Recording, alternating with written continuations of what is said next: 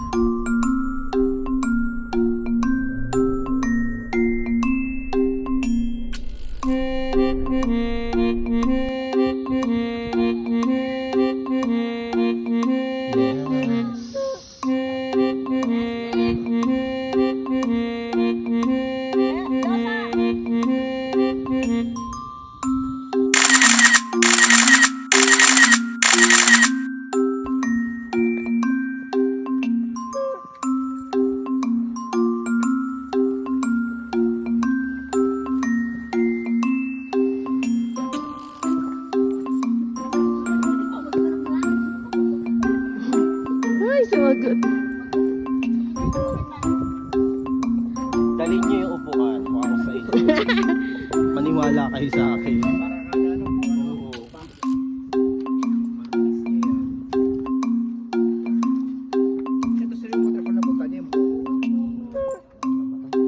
Kasi sa cemetery natin, free yung giving mo ng bayan. Dito? Kaya ang ginagawa pag mag-asawa. Pag-residente na. Yes, ma'am. May single po ba kayong friend? Wala na po dito po friend. Baka may single po kayong friend. Single po yung friend namin dito. Paano po magpa-member dito? Member? Kaya po ba ito? Kala ko rin. Kaya pa niya sa pagsama na may lang yan. Pwede ko yung member ng Red Cross pa.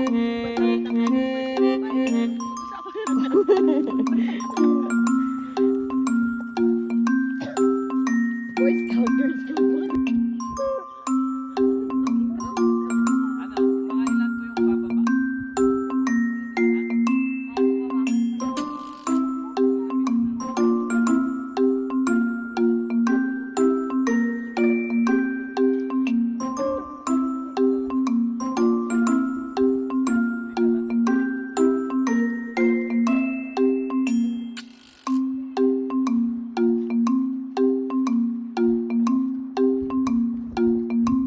Ingat kayo.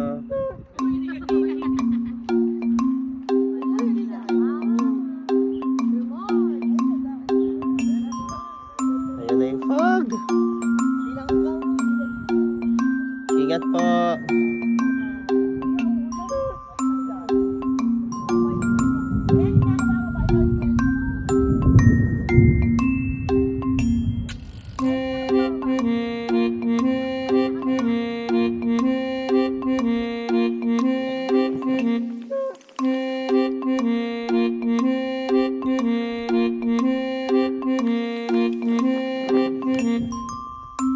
Konti lang yung nakahang kasi ano, traditional way, ibig sabihin since namin memorial, ganyan na yung way of burial nila. Konti lang yung konti na nakaliling dito na nakahang kasi ano po, late sila nag-start na naglibing 1950s, around 1950s or 1960s lang po. Tapos yung isa pa, mga elders yung nililibing dyan. Dito, sa Sagada, para makonsider na elder yung isang tao, dapat may asawa, may anak. Tapos yung anak niya, pinakasal niya both traditional way, tsaka sa simbahan. Sila po yung pwedeng ilibing sa area na to. Kaya konti lang yung nakahang, nakalibing. And then yung isa pa, napansin natin, yung mahaba, may maiksi na coffin po, ano? Oo nga. Yung mahaba, yan na yung nilamayan na nakahiga. Gaya na ng nowadays na nakahiga na yung Maliit, patay. mga buto na siguro yan. Hindi po. Yung maliit, yan yung nilamayan na pinaupo. Kasi dito po, Yung mga ano yung people. hindi mo. Pinapaupo lang kasi. During the week kasi, may time.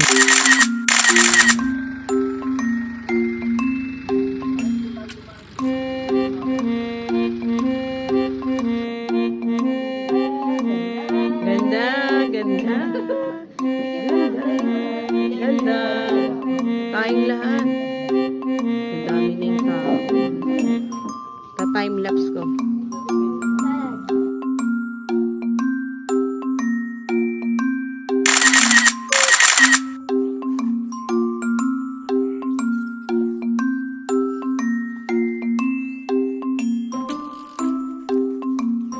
Hindi ba kinaya mo?